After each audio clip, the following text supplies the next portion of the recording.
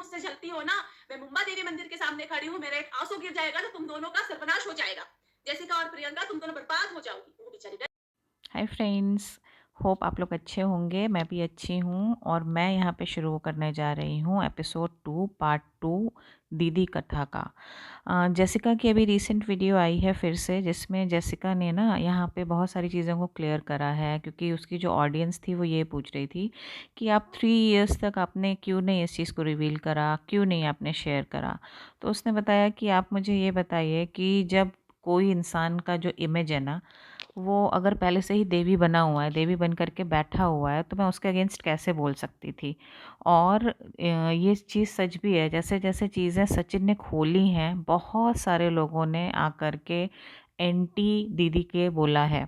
और ये होता भी है जब एक वेव चलती है ना कि ये इंसान ऐसा है, ऐसा है, ऐसा है, तो वो चीज़ की क्लैरिटी आपको और ज़्यादा अच्छे तरीके से मिलती है। तो इस पॉइंट पे ना जेसिका ने बहुत अच्छा ये क्लियर करा है, बहुत राइटली उसने इस चीज़ को सही टाइम को यूटिलाइज़ करा है।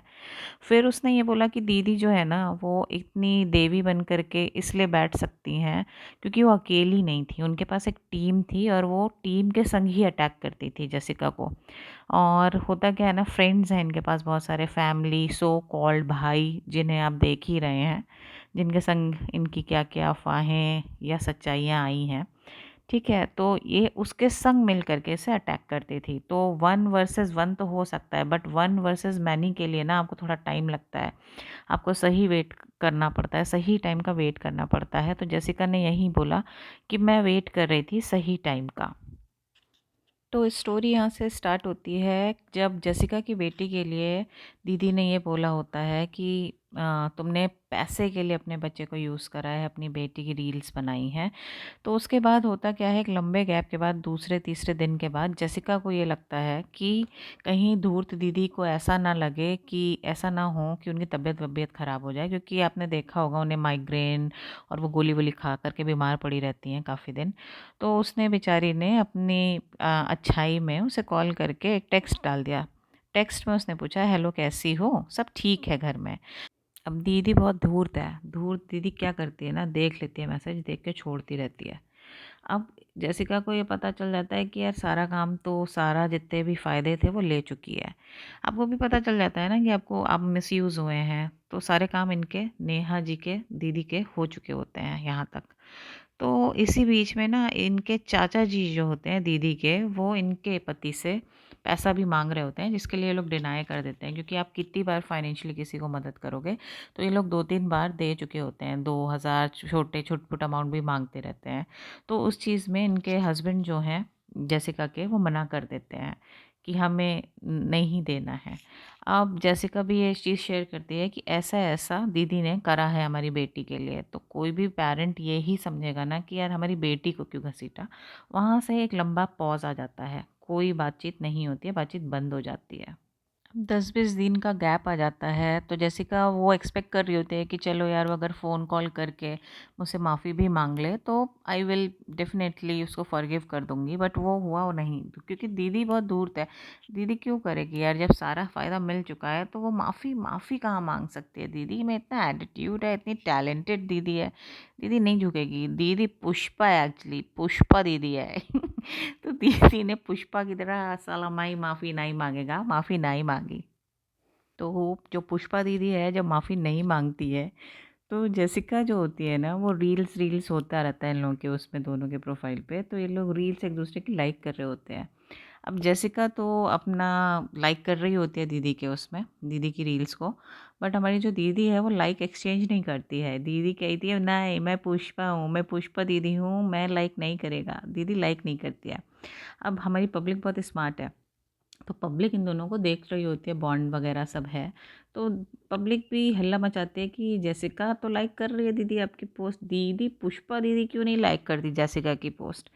तो फिर दीदी ने मतलब ऐसे फेक कमेंटिंग भी शुरू कर दी जेसिका के उसमें, बहुत सारे अंट-बंट चीज़ों को शेयर करना। तो एक कमेंट उसने डाला, तू तो इटारसी जाती थी ना लाइक के लिए, अब जा ना, अब क्यों नहीं जाती तू, जा। तो होता है यही, जैसिका ने ये बताया कि हम सबकी टेक्स्टिंग स्टाइल बोलने की स्टाइल, और अगर आप इनसाइड आउट जानते हैं तो सब पता होता है। तो यहाँ पे उसने ये पकड़ लिया कि ये जो कमेंटिंग, फेक कमेंटिंग चल रही है, ये पुष्पा दीदी कर रही है। पुष्पा दीदी जो बहुत दिमाग लगाती रहती है ना रिश्तों में, उसने करना, हरास करना शुरू कर दिया था इन्हें। अब इसके आगे होता क्या है कि जब एक फ्रेंड होती है इनकी, जेसिका की, जेसिका प्रियंका की एक फ्रेंड है। तो प्रियंका क्या कहती है कि इतना सारा फाइट करने से कोई फ़ायदा नहीं है, आप एक कॉन्फ्रेंस कॉल करते हैं और तुम लोग उसको झगड़े को सॉर्ट आउट कर लो। कॉल पे अब इनकी बहस होती है और दीदी, जो पुष्पा दीदी है, पुष्पा दीदी बोलती है सबको तुमने बता दिया, अपनी बेटी गुनगुन को, अपने हस्बैंड को भी रिवील कर दिया, ये सब क्यों करा। तो बहुत बहसबाजी के बाद ये मांडवली पे आते हैं कि चलो यार, रिश्ता तो अभी दिल से टूट चुका है, बस जो ऊपरी ऊपरी सोशल मीडिया का ड्रामा है उसको, सियापे को रोकने के लिए एक दूसरे की रील्स को लाइक करो और छोड़ दो। एटलीस्ट जनता का हल्ला ख़त्म हो जाए और चैन से ज़िंदगी इनकी बीतेगी। ठीक है। और फिर जैसिका भी यही बोलती है, यार मेरे को तो इतनी फेक कमेंटिंग आ रही है। फिर पुष्पा दीदी बोलती है, नहीं मेरे को तो नहीं आ रही है, मेरा तो नहीं है। तो भाई तुम्हें नहीं आएगी क्योंकि जैसिका इधर से कर नहीं रही ना, फेक प्रोफाइल का यूज़ नहीं कर रही, तो आपको नहीं आएगी। तो ये सब हो करके यहाँ मांडवली ख़त्म होती है इनकी। तो मैं बेड पे हूँ, मेरा लिगामेंट टीयर हुआ था और मेरा ऑपरेशन के लिए बोला था डॉक्टर ने। मैं मुंबई आके गई थी, तो कर्मा इज बैक। कर्मा जैसे करनी वैसे भरनी। देखा, देखा दूसरे से जलने का परिणाम।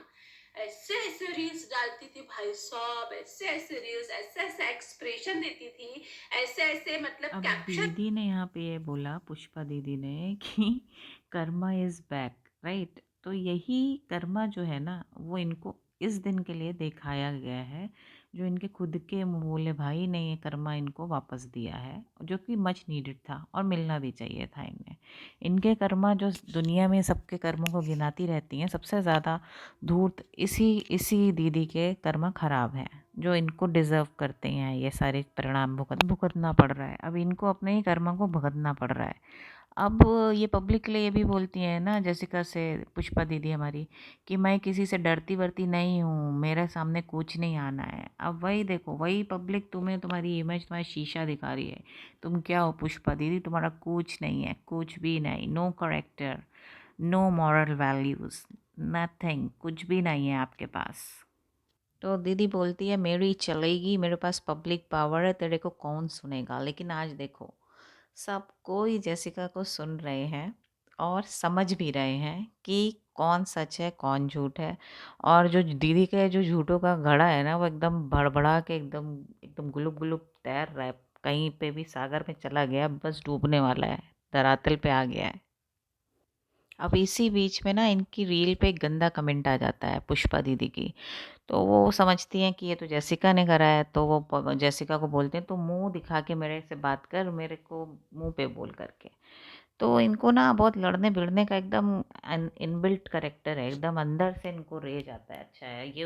तो फिर पुष्पा दीदी बोलती है, तू तो रात की रानी है जेसिका, तुझे कौन पूछता है जेसिका, कौन तुझे बुलाती, कौन तुझे पार्टी वार्टी में इनवाइट करता है। मेरे को करता है, मैं स्टाइल आइकॉन हूँ, मैं हीरोइन हूँ, मैं सेलिब्रिटी हूँ। Who are you Jessica. और भी बहुत सारी गाली वाली, ये सारे स्क्रीनशॉट जेसिका के पास आते हैं। तो जेसिका को ये पता चल जाता है कि इनका विचार क्या है, ये लोगों को क्या समझती हैं। और इनको तो सिर्फ अपने आगे कोई दिखता नहीं है, क्योंकि सेल्फ ऑब्सेशन है, जैसे मैंने आपको पार्ट 1 में बताया है, और पिछले वीडियोस भी आप लोग जा कर के देखिए। तो सेल्फ ऑब्सेस्ड है हमारी पुष्पा दीदी। तो बहुत जल्दी रियलाइजेशन हो जाता है जेसिका को इस चीज़ का। फिर पुष्पा दीदी कहती हैं, अब मैं तुझे छोड़ूंगी नहीं रे जेसिका, मैं बदला लूँगी, अब तू देख मेरे बदला का आग कहाँ तक जाएगा। तो इतनी टॉक्सिक हैं हमारी पुष्पा दीदी। तो पुष्पा फिर दीदी मैंने खुद ही देखिए ये क्लोज कर सब दिया। तो। मैंने उनका पूरा का पूरा खानदान को ब्लॉक किया, खोज खोज के सबको लाइन से ब्लॉक किया मैंने।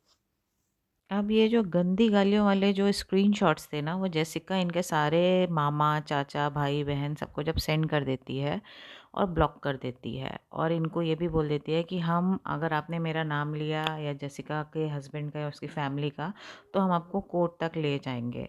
तो ये मैटर यहाँ पे हल होता है, यहाँ पे सॉर्ट आउट होता है, क्योंकि दीदी को बिना सीधी बात समझ नहीं आती, वो लातों की भूत है। तो पुष्पा दीदी यहाँ से इस चीज़ को, मैटर को सॉर्ट आउट कर देते हैं कि हाँ, अब वो कुछ भी आगे कदम नहीं लेंगी। फ्रेंड्स, आपको अगर ये वीडियो में मज़ा आया हो, पसंद आया हो तो लाइक करिएगा, कमेंट करिएगा and stay tune for more good videos. Thank you.